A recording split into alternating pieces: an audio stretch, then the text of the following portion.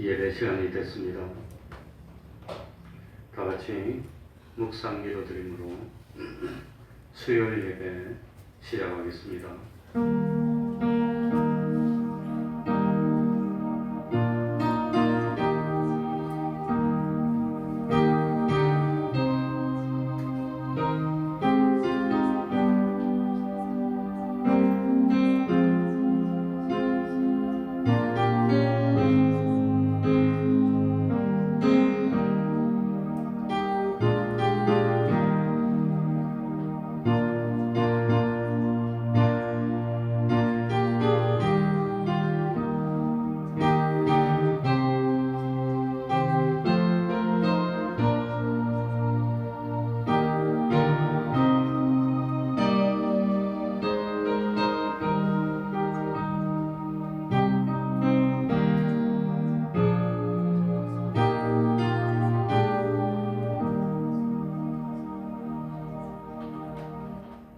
하나님 아버지, 이 시간에도 저희들을 하나님 앞으로 불러주시고 하나님께 예배드릴 수 있도록 은혜 베풀어 주시오니 참으로 감사드립니다. 하나님 아버지, 힘들 때마다 의지할 수 있는 하나님이 계시니 감사합니다.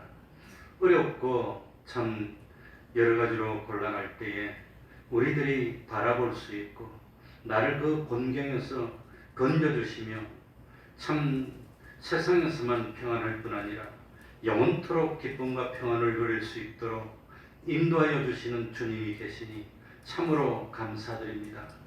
참 영원 불변한 사랑으로 우리를 사랑하여 주시고 우리의 기도를 들어주시고 우리를 하나님의 자녀로 삼아주셔서 잘못이 있고 허물이 있더라도 주님의 보혈로 깨끗이 씻어 죄 없는 저희로 만들어주시고 참 내 행한 것 하나도 없지만 주님의 공로를 나의 공로로 인정하여 주셔서 의로운 자라 칭하여 주시고 참 하나님을 배반한 저희들이지만 하나님의 영원한 자녀 삼아주셔서 참 그리스도 안에서 모든 것들이 통일될 그날에 참 하나님의 모든 좋은 것을 유혹으로 상속시켜주실 그 하나님의 은총과 사랑을 생각할 때마다 감사할 뿐입니다.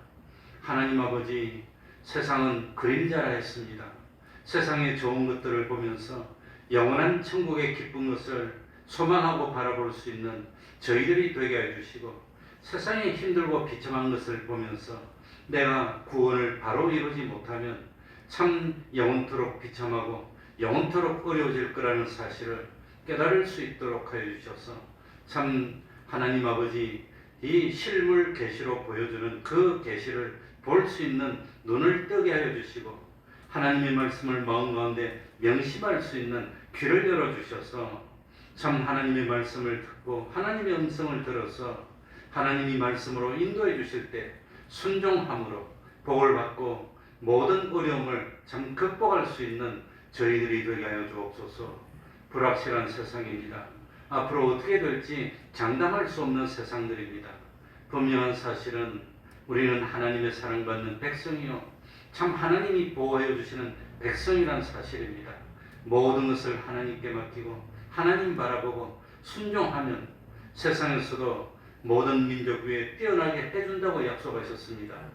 참 믿음으로 의인된 우리들의 참 의인만 되면 자손들이 글씨가지 않도록 해주겠다고 약속하지 않았습니까? 이 모든 것들을 주님께 맡기고 나는 다른 것은 다 부족하지만 참 믿음을 갖기 소망합니다.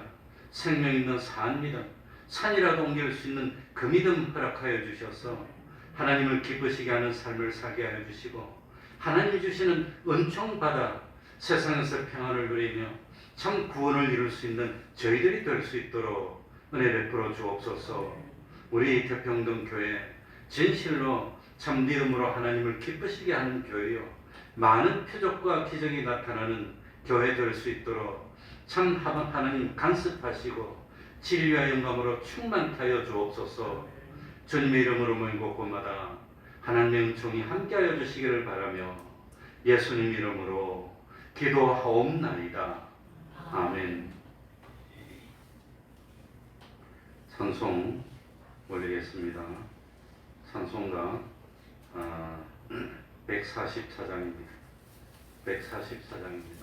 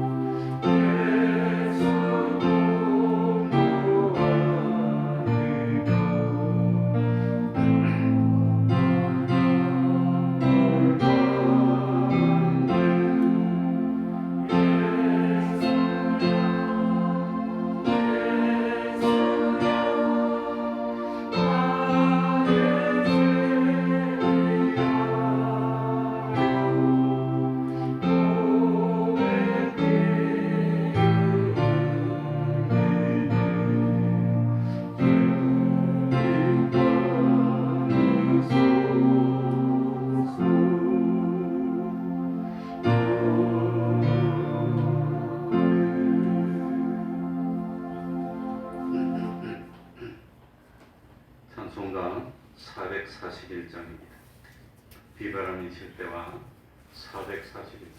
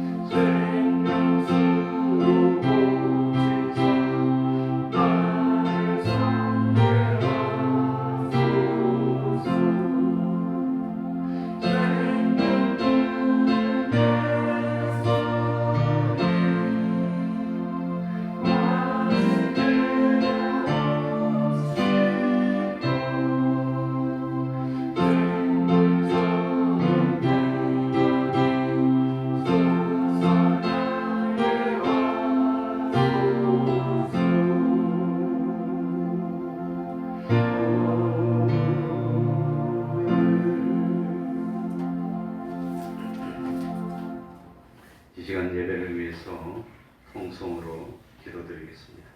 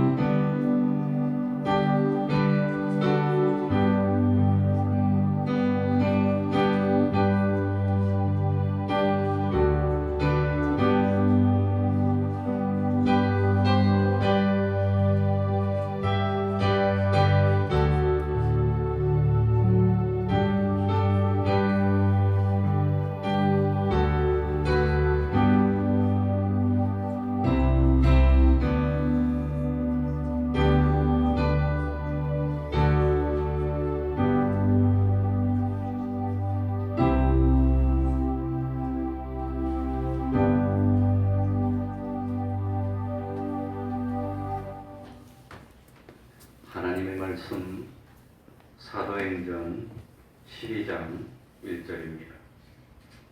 사도행전 12장 1절입니다.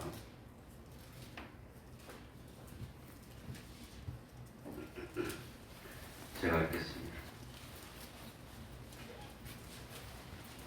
그때에 헤롯 왕이 손을 들어 교회 중 몇 사람을 대하려 하여 요한의 형제 야고보를 칼로 죽이니 유대인들이 이 일을 기뻐하는 것을 보고 베드로도 잡으려 할세 때는 무교절이리라.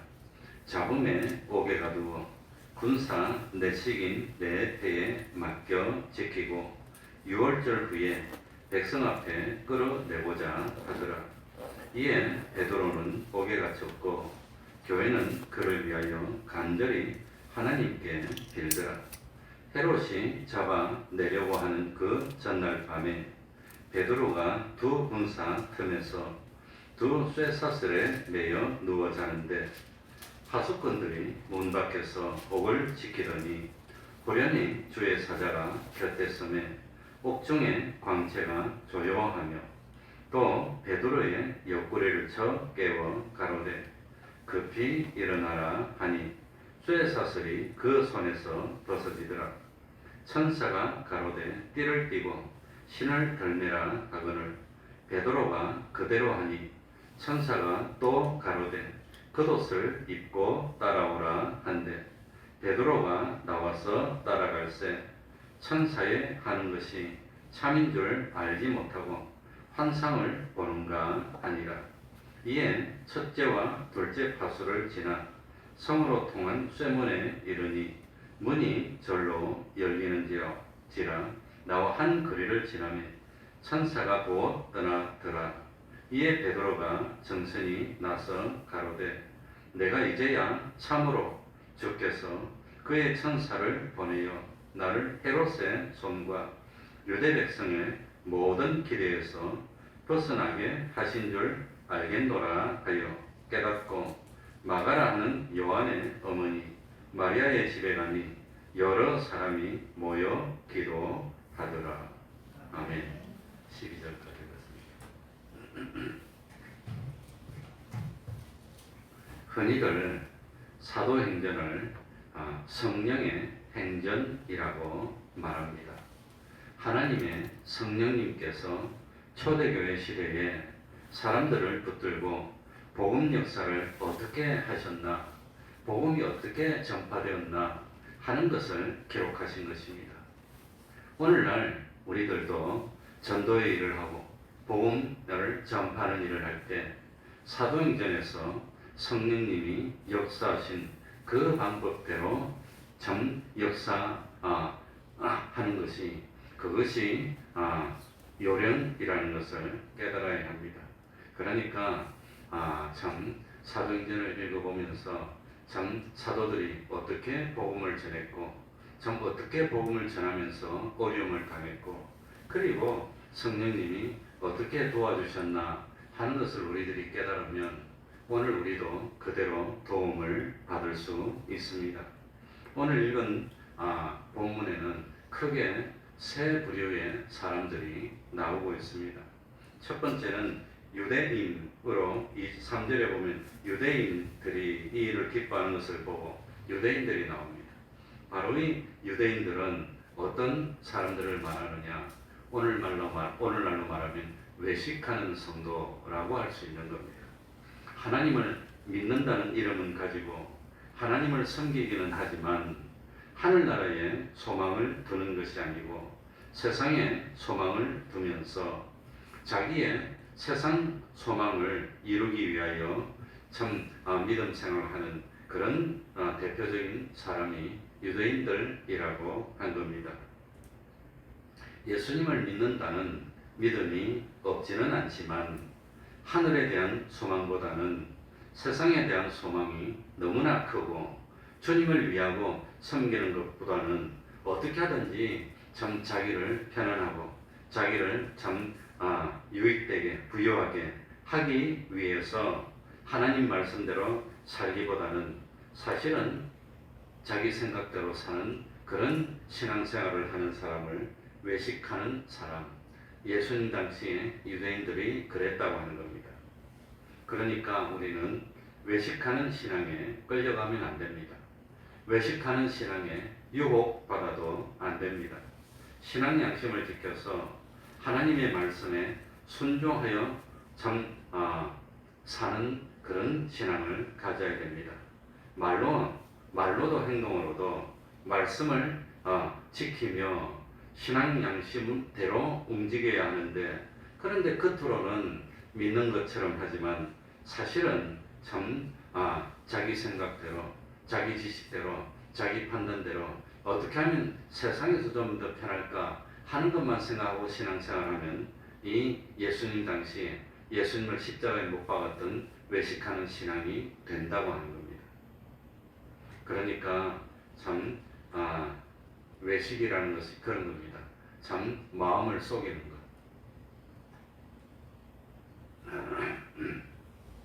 그러니까 차라리 자기가 남을 속이지 않고 난 이거밖에 안 됩니다. 내 믿음이 이렇게밖에 안 됩니다. 하고 자기를 바로 노출시키면 자기의 잘못된 행동들이 사람에게 환하게 드러나게 되고 자기의 나쁜 행동에 대해서 지적을 받게 되고 그러면 사랑으로 간섭해주는 사람들이 있으니까 고침을 받을 수 있는 가능성이 있습니다. 그런데 참 자기의 나쁜 점을 속이고 숨기려고만 하고 그리고 다른 사람에게 보일 때는 깨끗하게 보이고 거룩하게 보이려고만 하면 외식이 되고 그런 외식하는 사람들은 고칠 수 있는 가능성이 없는 겁니다. 그게 문제입니다. 그러니까 차라리 그냥 있는 그대로 보이면 고칠 수도 있고 지식도 받을 수도 있지만 자꾸 감추려고 그러고 보일 때는 신앙이 좋은 것처럼 보이면 그건 고칠 수 있는 기회가 없어지는 것. 참 그게 안타까운 일입니다. 초대교회 시절에 예수님 당시에 하나님을 믿고 섬기기는 했지만 그 하나님을 믿는 믿음이 하나님에게 영광을 돌리지 못하고 하나님을 위해서 자기를 낮추지 못하고 참 겉으로는 섬기는 것 같지만 사실은 참 어떻게 하면 세상에서 성공할 수 있을까? 어떻게 하면 세상에서 참 부귀영화를 누릴 수 있을까? 오로지 이것만 생각하는 겁니다. 제가 이런 말씀드리는 것은 세상에서 부귀영화를 누리는 게 나쁜 게 아닙니다. 하나님 말씀 지켜서 하나님이 주시면 감사한 겁니다. 하나님이 안 주시면 그래도 하나님이 나에게 주신 현실이 내가 구원 이루기에 제일 적합한 현실인 줄 알고 자족하고 하나님이 주셨으니까 만족하고 욕심을 내지 않는다는 뜻입니다. 그러면서 주어진 이 현실에서 최선을 다해 섬기고 그러면 되는데 그게 아니라 수단 방법을 가리자면 어떻게 하면 더 먹을까 더 잘할까 요것만 자꾸 생각하면은 세상에 피동되는 겁니다. 마귀의 유혹에 받는 겁니다. 그게 뭡니까? 죄의 유혹이라고 하는 겁니다. 어떻게 하면 세상에서 좀 힘든 걸 피할 수 있을까? 요것만 생각하면 세상의 염려에 빠지는 겁니다. 그래서 참 좋은 땅에 떨어졌지만 가시 등불이 막아서 결실을 못하는 거 그겁니다. 그러니까 목표를 아예 보이는 세상에 두면은 외식하게 되고 신앙이 삐뚤어질 수밖에 없다고 하는 겁니다. 그러니까 우리의 목표는 보이는 세상이 아니라 어디가 돼야 되지요? 하늘나라입니다. 학생들도 학교 다니면서 지금 좋은 게 좋은 겁니까? 참 평생도록 좋은 게 좋은 겁니까? 그게 목표가 돼야 되는데 지금 좋으면 나중에는 모르겠다. 이 판사판이다. 그냥 빨래판이다. 그러면 안 되는 겁니다. 우리도 신앙도 마찬가지입니다. 이 세상에서는 하나님이 주시는 현실을 만족하는 것, 그게 자족입니다. 자족. 내가 게으르니까 난 다 귀찮으니까 만족합니다. 그게 아니라 하나님이 내 구원을 이루게 위해서 주신 현실이니까 하나님이 주셨으니까 난 더 이상 욕심내지 않겠습니다. 이게 자족입니다. 그래서 주어진 현실에 기뻐하고 만족하고 기쁨을 누리고 행복을 누리고 그리고 주어진 현실에서 받은 달란트대로 충성하면 그건 하나님이 복을 줄 테니까 그게 자족이라고 하는 겁니다. 그런데 그게 아니라 어떻게든지 세상에서 그냥 물질을 사랑하면 일만하게 뿌리라고 그랬습니다. 그래가지고 그렇게 하면 마귀의 유혹에 빠지고 외식에 빠진다고 하는 겁니다. 그러니까 돈 버는 것 자체가 나쁜 거 아닙니다.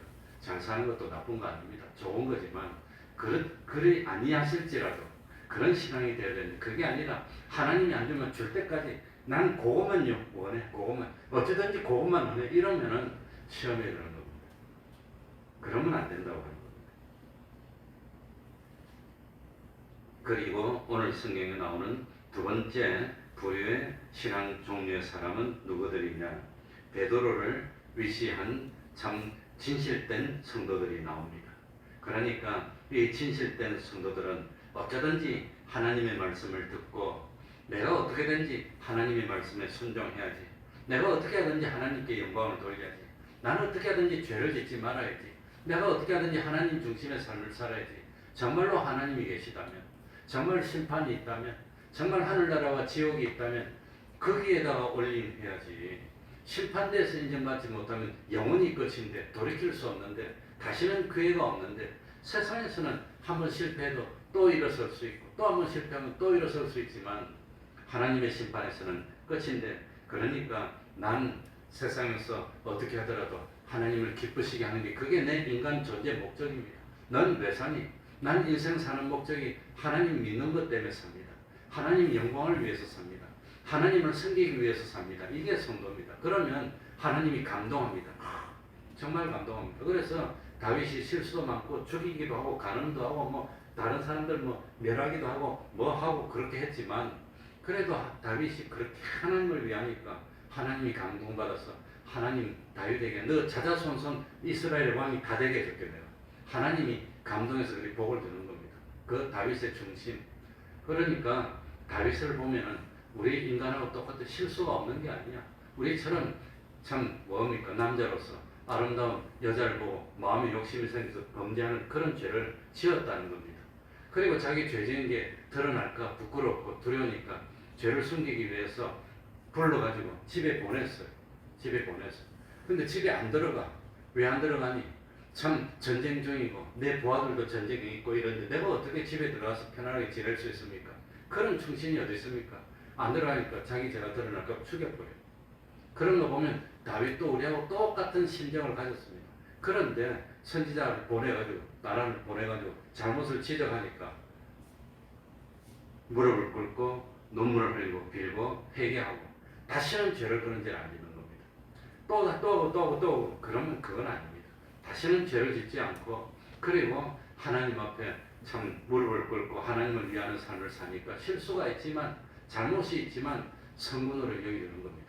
그런 거 보면 진실된 성도라고 해서 잘못이 하나도 없는 사람은 없습니다. 다 있습니다. 다만 잘못했을 때 깨닫고 돌이키고 다시는 죄를 범치 않는 겁니다. 그거 다르다고 하는 겁니다. 그게 다릅니다. 그게 진실된 성도입니다. 그러니까 참 이 진실된 성도들이 그 당시에 있었고 이런 진실된 성도들은 참 아무튼 어려움을 당하면 오늘 여기 사도행전 12장 보니까 베드로를 위해서 마가의 다락방에 모여서 뭐하고 있었지요? 기도했다는 겁니다. 기도. 어려움이 있으면 모여서 기도하는 겁니다. 우리가 기도합시다. 나를 위해서 기도합시다. 가족을 위해서 기도합시다. 이웃을 위해서 기도합시다. 기도하는 겁니다. 우리는 그거 말고는 의지할 데 없습니다. 기도하는 이 진실된 성도입니다. 그리고 세 번째 또 한 종류의 사람은 누구냐? 유대인들과 진실된 성도들 또 안 믿는 이방인들을 통치하는 권세자들이 있다는 겁니다. 나라의 주권자들이 있다고 하는 겁니다. 오늘도 크게 보면 이 세 가지가 있습니다. 외식으로 하나님을 섬기는 거짓된 성도들이 있고 진실되게 하나님을 섬기는 사람들이 있고 또 이 모든 사람들을 다스리고 통치하는 권세자들이 있습니다. 물론 참 하나님을 전혀 믿지 않는 절대 다수의 이 이방인들도 있지만 이 이방인들은 우리들의 신앙에 직접적으로 영향을 주지 않기 때문에 빼는 겁니다. 그 사람들은 자기 할 일 하는 겁니다. 그러니까 이 세상에 우리만 있으면 세상이 안 되니까 수많은 이방인들이 있습니다. 그 이방인들이 존재하는 이유는 우리가 구원을 이루는 데 필요하니까 그런데 우리가 구원을 이루는데 직접 영향을 안 줍니다. 그러니까 그건 언급하지 않는 겁니다. 그러니까 참 오늘 본문 사도행전 12장에는 우리가 신앙생활을 하면서 구원을 이루어 가는데 서로 영향을 주고 영향을 받고 이러면서 참 구원을 이루는데 관련이 되는 세 종류의 사람이 있다는 겁니다. 세 종류. 그래서 제일 첫 번째는 무슨 성도가 있습니까? 외식하는 성도들. 두 번째는 무슨 성도가 있지요? 진실한 성도들. 세 번째는 누가? 우리는 세상에서 힘으로 다스리는 권세자들이 있는 겁니다. 오늘도 마찬가지입니다. 세상 중심, 물질 중심으로 예수를 믿으면서 어떤 참 기복적인 신앙, 치료에 영합하고 이 신앙도 왜 가졌나? 가만히 보면 세상에서 잘 살고 싶으니까 세상에서 좀 두려우니까 신앙을 가지는 그래서 믿으면서 세상 자기 지위를 높이고 참 적당히 세상과 타협하면서 현실에 안식해서 잘 살면 되지 하는 외식하는 성도들이 있고 또 진실되게 예수를 믿으려는 사람도 있고 그런데 외식하는 사람들은 많다는 겁니다. 넓은 길로 가서는 많은 겁니다. 진실된 성도는 많습니까? 적습니까? 적다고 하는 겁니다. 적습니다. 외식으로 예수를 믿는 사람들은 사실 알고 보면 세상과 하나가 되어서 세상과 함께 움직이고 진실되게 하나님을 믿는 사람들은 알고 보면 하나님과 하나가 되어서 하나님과 동행하려고 노력하고 외식하는 사람들은 세상과 동행하려고 노력하고 다르다고 하는 겁니다. 그래서 참 신앙이 맞지 않으니까 서로 뭐가 일어나지요? 마찰이 일어나고 마찰이 일어나니까 다툼이 일어나고 그 다음 다툼이 일어나니까 뭘 하겠어요? 핍박이 일어나는 겁니다. 예수님 당시도 그랬고 참 우리 외정 때도 그렇고 지금도 그렇습니다. 외정 때도 일본의 앞잡이가 돼서 신사참배해도 됩니다. 그 죄 아닙니다. 국가에서 하는 일인데 그게 왜 죄입니까? 일부 기독교에서는 그래가지고 그냥 앞장서서 하는 무리도 있고 끝까지 안 하려고 하다가 총칼에 들이밀어가지고 할 수 없이 본의 아니게 눈물을 흘리지만 무릎 꿇은 사람도 있고 죽어도 무릎을 꿇지 않고 참 못 견디면 자리를 피해서 그냥 무릎을 꿇지 않고 그런 사람도 있습니다. 우리 할아버지도 목사님이었는데 외전 때 신사참배도 싫고 세상을 딱 보니까 아 여기서는 신앙을 못 지키겠다 그래가지고 일찌감치 가족들이 끌고 만주로 가셨어요. 만주로 가셨다가 아무튼 돌아왔습니다. 잘은 몰라도 아무튼 그러니까 이 외식하는 성도와 참된 성도가 서로 대립합니다. 그런데 헤롯 왕이 참 가만히 보니까 대다수인 유대인들 외식하는 성도들이 참된 성도인 예수님의 12제자나 이런 데 속한 사람들을 미워하고 다투고 핍박하는 겁니다. 그러니까 헤롯 왕이 딱 보고 잘됐다 싶어서 참된 성도 중에 한 사람인 야고보를 데려와가지고 죽여버립니다. 야고보를 죽였더니 참 유대인들이 좋아하는 겁니다. 막 좋아하는 겁니다. 그러니까 아이고 자기 인기도 올라가고 눈에 거슬리는 야고보도 죽이고 야 이번에는 야고보보다도 12제자 중에 어떤 누구를 죽이자? 베드로를 죽이자. 그래가지고 베드로를 죽이려고 왔는데 하필이면 여기 보니까 때가 언제라 말입니까? 무교절이고 다른 말로 하면 유월절입니다. 그 이스라엘 사람들의 참 전통에 따라서 이 유월절에는 사람을 죽이지 않으니까 사람을 죽이지 않고 유월절이 끝나면 죽이려고 베드로를 어디 잡아놨어요? 감옥에 잡아놨어. 그러고 이 밤이 지나면 내가 갖고 뭐 칼로 이제 뭐 목을 쳐서 죽이려고 잡아놓고 네 사람이 한조가 됐습니다. 그래가지고 이 감옥 안에서 철대문을 잠그고 감옥 안에 문도 잠그고 그 다음에 도망가면 안 되니까 두 사람은 왼쪽, 두 사람은 오른쪽. 그래가 쇠사슬로 같이 묶고 자기 몸하고. 옛날에는 사형수가 도망가면 지키던 사람을 죽이는 겁니다. 그러니 얼마나 겁이 나겠습니까? 그러니 아예 두 사람, 네 사람이 옆에 와가지고 베드로 다리하고 손하고 몸하고 이 쇠사슬로 같이 묶어서 아예 자물쇠를 채워. 자물쇠를 채워. 그러고 감옥문도 자물쇠를 채우고 바깥에 두 사람이 또 지켜. 그러고 있었는데 갑자기 이 베드로는 잠들었어요. 베드로가 자고 있다는 것이 얼마나 신앙이 좋은 겁니까? 내일이면 칼 맞아서 죽어야 되는데 오늘 밤에 잠이 오겠어요? 못 잘 겁니다. 불안해서 우들우들 떨 겁니다. 그런데 여기 베드로가 자고 있는데 7절에 보면 호련히 주의 사자가 깃들었음에 옥중의 광채가 조용하면 베드로의 옆구리를 쳐 깨워. 아니 그러니까 내일 죽는데 드렁드렁하고 잠이 오겠어요? 베드로가 신앙이 그만큼 성숙한 겁니다. 그래가지고 천사가 와서 막 쳐서 깨웠어. 깨웠는데도 비몽사몽. 그런 거 보면 잠이 많이 들었습니다. 그래가지고 이거 참 저절로 이 뭡니까 내 사람이 이 쇠사슬을 묶고 있는데 탁 풀리는 겁니다. 그러고 아마 뭐 우리나라는 목도 쉬고 손도 쉬고 이래가지고 채우는데 아마 그것도 채운지 모르겠어. 근데 다 풀리는 겁니다. 보니까 뭐 풀렸다고 그랬어요. 네? 17절 끝에 보면 쇠사슬이 그 손에서 벗어지더라. 그러고 천사가 말을 합니다. 신을 신고 띠를 띠고 신을 들매라 하거늘. 그러니까 띠를 띠고 아마 복장 챙기고 이게 그때 띠를 띠고 그러니까 어디 나가려면 옛날에 유대인들은 통으로 짠 베옷을 입었어요. 요즘 말로 원피스인데 이게 그렇지 않으니까 띠를 딱 띠어야 됩니다. 이 빨리 하려면. 그러고 신을 들매라. 신도 짜매고 그 다음에 천사를 따르는데 옥문이 저절로 탁 열리는 겁니다. 경비원이 자는 것도 아니고 딱 지키고 있는데 지나가도 몰라 그냥. 하나님이 눈을 어둡게 하니까 몰라. 그래가지고 문을 통과하고 또 통과하고 마지막에 감옥에 철대문이 있는데 그 철대문인데 가니까 철대문이 이거 열쇠로 채 놨는데 그래가지고 아마 옛날은 자물쇠가 이렇게 크잖아요. 그걸 뭐 길쭉한 열쇠로 탁 잠가놨는데 이게 저절로 탁 벗어져. 그러면 문이 찰칵 열리고 베드로가 나오니까 찬바람이 쫙 부니까 아마 감옥 바깥에서 뭐 지하 감옥인지 모르지만 탁 나오니까 찬바람이 부니까 정신이 바짝 들어서 딱 보니까 천사 가고 없어. 11절입니다. 다 같이 봅시다. 이에 베드로가 뭐가 났어? 정신이 났어 가로되 내가 이제야 참으로 주께서 그의 천사를 보내어 나를 헤롯의 손과 유대 백성의 모든 기대에서 벗어나게 하신 줄 알겠노라 하여. 그러니까 참 베드로는 하나님을 위해서 주님을 위해서 기꺼이 죽으려고 각오하고 뭐 야고보도 갔는데 하나님이 오라면 내가 가야지. 그러고 있다가 피곤하니까 잠드는데 천사가 깨워가지고 비몽사몽하니 뭐 모르지만 이렇게 나오는데 이제 바깥에 나와서 막 찬바람이 부니까 정신 차려서 이리 보니까 천사는 벌써 가고 없어.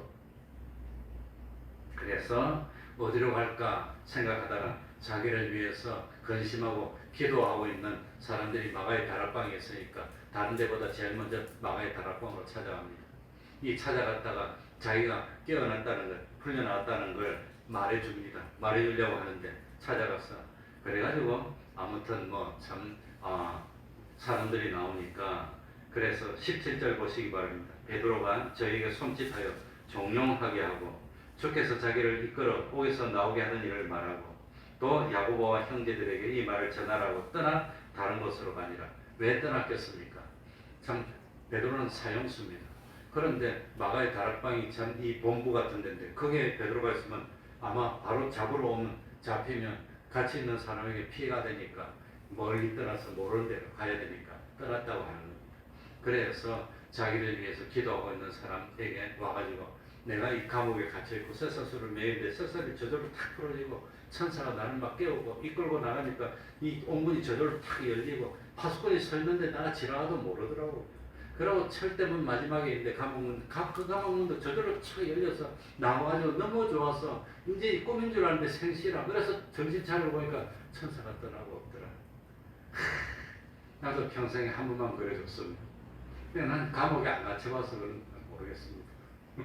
그러니 이 참 낙심하고 야고보도 죽었지 베드로도 내일 죽는다고 그러지. 그래서 잘못하면 낙심하고 참 침체되고 복음 활동이 움츠러들 수도 있는데 하나님이 복음 활동이 움츠러들지 않도록 비록 야고보가 순교했지만 그 하나님이 와서 이렇게 역사한다는 걸 보여준 겁니다.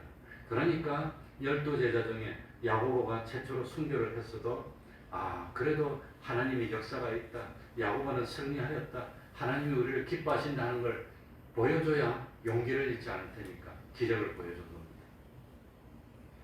여기서 우리들이 참 깨달아야 하는 것은 하나님이 기적을 보여주니까 뭐 참 안 죽고 물에 빠져도 안 죽고 독을 먹어도 안 죽고 괜찮을 거야. 그게 아닙니다. 나중에 베드로도 십자가에 거꾸로 매달려서 다 순교합니다. 그러나 막발로 순교하는 게 아니라 이런 기적을 행하고 나중에 베드로가 죽은 자를 살리기도 합니다.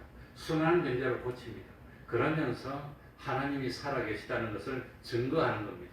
그리고 이렇게 기적을 행했지만 나는 하늘나라가 있는 걸 믿기 때문에 죽어도 부활한다는 걸 믿기 때문에 그렇기 때문에 주님을 위해서는 기꺼이 생명을 바치겠노라. 그러고 마지막에 베드로가 순교하도록 하나님이 허용해줘서 영광을 참 받으시고 베드로에게 최고의 참 구원을 이룰 수 있도록 만들어주는 게 그게 하나님의 섭리입니다. 그러니까 아니 기적이 있는데 예수 믿는 사람이 왜 어려워? 왜 병 걸려? 왜 사고도 나고 왜 암도 걸리고 그래? 하나님은 자연을 통해서 역사하는 겁니다. 똑같이 하나님이 만들어 놓은 자연 가지고 안 될 때 급할 때 하나님이 자연의 섭리를 하여서 초자연적인 역사를 일으키기도 하지만 자연을 통해서 역사하는 겁니다. 그래서 베드로는 이 자기를 위해서 기도하고 있는 사람에게 열심히 기도하면 하나님이 응답해 주셔. 내 욕심대로 다 해주는 건 아니지만 그래도 하나님이 살아계셔. 참 구원이 있어. 하나님이 계시하는 걸 보이기 위해서 마가의 다락방에 찾아와서 기도하는 사람들에게 천사가 나타나서 자기의 기적을 베풀어 준 걸 보여주고 떠나갔다고 하는 겁니다. 그리고 중요한 것은 18절 19절 보시기 바랍니다.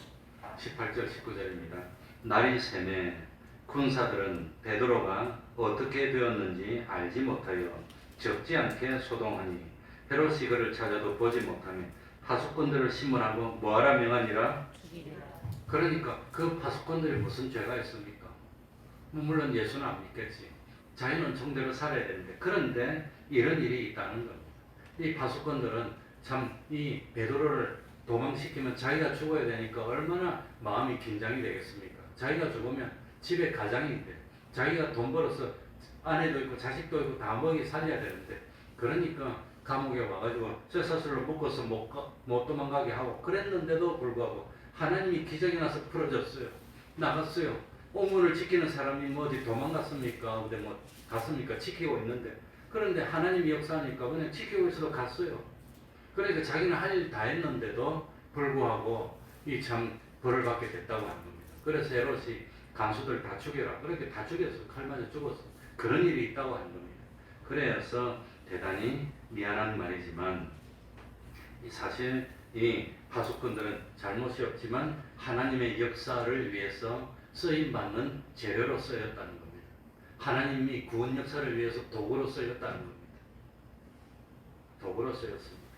그러니 참 세상에는 하나님의 선택을 받은 하나님의 목적이 된 우리 택자들이 있고 그리고 그 사람들은 우리 구원을 이루는 데 쓰이는 겁니다. 그러니까 하루 평균 참 우리 대한민국에서 아마 하루에 교통사고로 사망하시는 분이 아마 몇 명이나 되는지 모르지만 수십 명이 될 겁니다. 하루에 대한민국에 스스로 생명을 끊는 사람들이 최소 30명 이상입니다. 매일매일 1년에 15,000명이 넘으니까 하루에 30명이 넘습니다. 30몇 명 됩니다. 그리고 젊은 사람들의 사망률 1위가 자살입니다. 대한민국이 그런 나라입니다. 아무튼 그런데 그분들이 참 왜 그렇게 교통사고도 당하고 병도 걸리고 그래서 죽으면서 사회가 유지되나? 우리 구원을 위해서 그렇게 쓰임받는 재료로 쓰임받는 사람들이 있습니다. 그분들은 재료로 쓰여서 그냥 끝나고 지옥 가는 겁니다.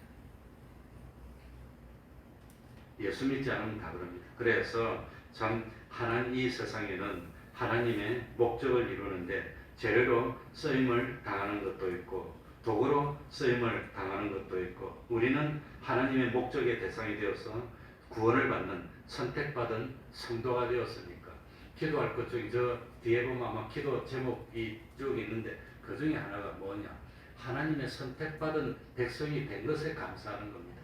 그 많은 사람 중에 왜 하필 나를 선택해서 구원해 주십니까? 그게 하나님의 은혜입니다. 왜 선택했습니까?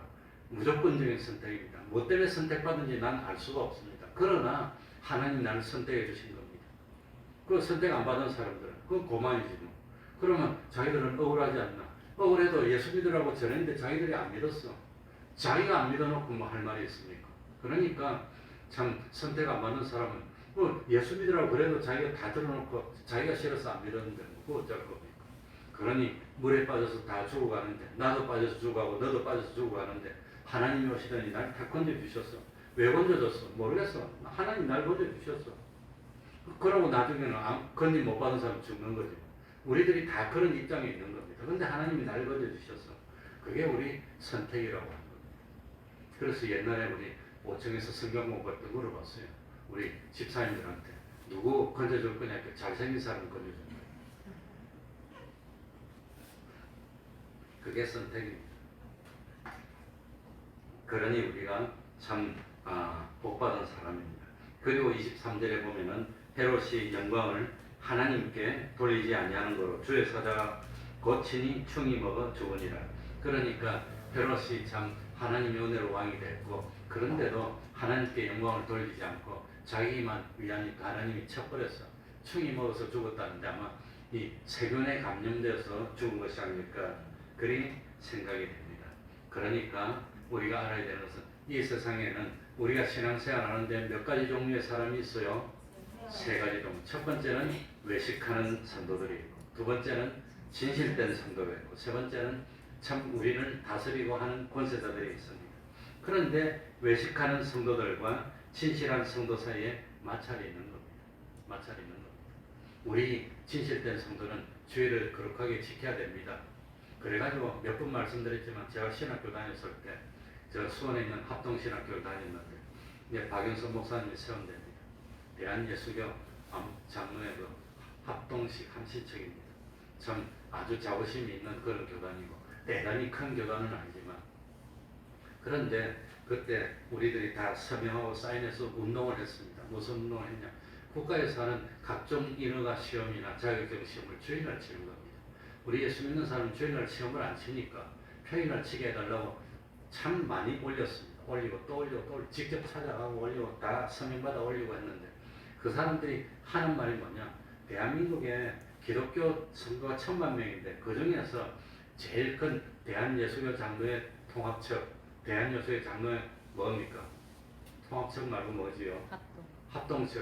그러니까 통합처 교회가 한 5, 6천 개 되고 합동처 교회가 5, 6천 개 되는데 그 사람들 다 치는데 왜 당신들만 안 친다고 그러냐고 그러는 거예요. 그러니까 주일 안 지키면서 예수 믿는 사람들 때문에 우리가 피해요. 똘똘 다 뭉쳐서 주일을 지키겠습니다 했으면 옮길 텐데 다 괜찮다는데 당신들만 그러냐고 그러더라고. 그래가지고 안 되고 지금은 주 5일제 근무가 돼가지고 이제는 자기들도 핑계를 못 댑니다. 주일 아니고 토요일도 학교 가시고 하니까 그전에는 주일 아니면 많은 사람을 수용해서 시험 칠만한 공간이 없어서 안 된다고 그랬는데 이제는 토요일도 있어요. 사실은 공휴일도 있어. 하면 할 수 있는데 그래서 지금은 주일 시험이 많이 없어졌지만 그래도 있다고 하는 겁니다. 그러니까 우리들이 무슨 일을 하는데 제일 걸림이 되는 게 뭐냐? 거짓 외식된 성도들이 제일 걸림이 되는 거예요. 다른 사람들은 주일 지키다가 뭐 거짓말도 했다가 뭐 사고 팔고 했다가 다 하는데 당신들만 그러냐고 그러니까 그것 때문에 다 안 되고 다 안 되고 다 안 되고 이랬다고 하는 겁니다. 그래서 이 외식하는 사람들하고 진실된 성도들하고 사는 것 보면 비교가 되니까 다른 사람 보면 차이가 납니까 안 납니까? 차이가 나는 겁니다. 자기가 드러나는 게 싫은 겁니다. 그러니까 핍박하는 겁니다. 그런데 이 세상 위정자들은 다수만 좋아해. 다수만. 표만 많이 받으면 돼. 그런데 헤롯왕이 딱 보니까 다수들이 이 사람들 핍박하거든요. 다수 편 들고 외식하는 사람하고 위정자들하고 뭐가 됩니까? 하나가 되는 겁니다. 그래서 참된 성도들이 신앙을 못 지키게 핍박하는 일이 초대교회부터 지금까지 있다고 하는 겁니다. 요즘은 인권이 워낙 발전하고 그러니까 함부로 하지는 않지만 그런 일이 은근히 있습니다. 지금도 1년 대한민국 예산 중에 종무 예산이 있습니다. 이 종무 예산이 종무과에서 집행을 하면서 아무튼 그런 걸 해줍니다. 불교에 뭐 템플 스테이 하는 예산도 100몇십억씩 줍니다. 그러니까 불교 믿는 데는 국가에서 100몇십억 템플 스테이 하는 데만 밀어주는 겁니다. 그 우리 기독교도 밀어줘야지. 우리는 왜 150억 안 줘? 따지는데 아무튼 안 주더라고요. 아무튼 그러니까 뭐 그런 예산, 종무 예산이 있는데 그런 것 가지고 자세히는 말 못하지만 그러니까 그런 분들이 다 외식이라고 하면 안 됩니다. 큰 교회는 외식이고 그런 건 아니지만 세상에 올바로 안 믿는 외식하는 성도들이 다수가 있고 참 믿는 사람 좀 소수가 있고 왜 소수입니까? 성경에 보면 좁은 길로 가는 사람이 적다고 나옵니다. 넓은 길로 가는 사람이 많다고 나옵니다. 그리고 참 이 위정자들과 외식하는 성도들은 하나, 외식하는 사람들은 잘 맞춰줍니다. 이렇게 하자면 이렇게 하고 저렇게 하자면 저렇게 하고 잘 맞춰서 좋은 게 좋은 거니까 그냥 양보할 거 양보하고. 그러나 우리는 믿으면 후퇴를 못하는 겁니다. 불이익을 당하더라도 그게 참된 성도들입니다. 그래서 참 이런 어려움이 있을 때 신앙을 지키라고. 이런 어려움이 있을 때 뭐하지요? 모여서 뭐했지요? 기도해. 그런데 기도하는 사람들이 신앙이 안 좋았어요. 베드로를 위해서 기도하면서도 베드로가 와서 두드리니까 베드로가 왔다 이렇게 미쳤다 했어요. 미쳤다 했어요. 여기 보면. 그래 기도하는데도 응답되리라고 생각을 안 하고 기도하는 겁니다. 형식적으로. 그래도 기도하면 하나님이 기뻐하는 겁니다. 그래서 베드로가 직접 와가지고 천사가 나타나서 이렇게 기도하는 사람이 까부러질 거 아니에요. 정말로 하나님이 들어주셨다. 기적이 나타났다. 얼마나 좋겠습니까? 얼마나 힘이 되겠습니까? 그래서 하나님이 그런 신앙을 넣어주고 믿음을 넣어주고 양육하기 위해서 좀 부족하더라도 기도하면은 그게 하나님의 뜻에 맞으면 들어준다고 하는 겁니다. 장성한 예수가 될수록 안 들어줘요. 그러고 중요한 것은 천사가 끝까지 인도를 안 해줍니다. 우리들이 못하는 데까지만 인도해주고 이제 나왔을 때는 하나님의 말씀이 있고 진리가 있고 우리가 다 하나님의 지식이 있으니까 스스로 판단해서 스스로 신앙을 지켜야 구원이 되는 것이지 천사가 이끌어주면 천사가 구원받는 거지 우리는 한 것도 없어 그냥 따라다니는 것 같아요. 그래서 저도 개척교회 할 때 저를 좀 도와주신 그 아주 수천 명 나오는 큰 교회 이제 우리 교회 대표되는 목사님한테 안 도와줄 겁니까? 도와줘야 될 거 아니에요. 그러니까 도와주겠대. 이 개척교회 할 건데 다달라 이렇게 미리부터 내가 어떻게 해주면 내가 하는 거지 네가 하는 거니. 네가 나와가지고 하다가 힘들면 내가 어디 자고 모른 척하고 이 대서 줘야지. 미리 짜고 하면 그럼 내가 하는 거지 네가 하는 거냐고 그러더라고. 아무튼 그래서 처음에 어려울 때 도움을 많이 받긴 받았지만 이 천사가 도와주는 것은 어떨 때 내 힘으로 불가능할 때 어려울 때 꼭 필요할 때 그까지만 도와주고 길에 나왔을 때는 그때는 하나님이 진리도 가르쳐줬고 참 감동도 있으니까 자기가 판단해서 자기가 진리대로 움직여야 믿음이 되기 구원이 되기 때문에 거기까지만 하고 천사는 떠나는 겁니다. 그래서 참 구원을 이루고 교회가 섰다고 하는 겁니다. 우리들도 신앙생활 하다 보면 저 사람들은 왜 저렇게 할까? 외식하는 성도 보고 부러워하고 따라가면 지는 겁니다. 이겨야 됩니다. 기도하겠습니다.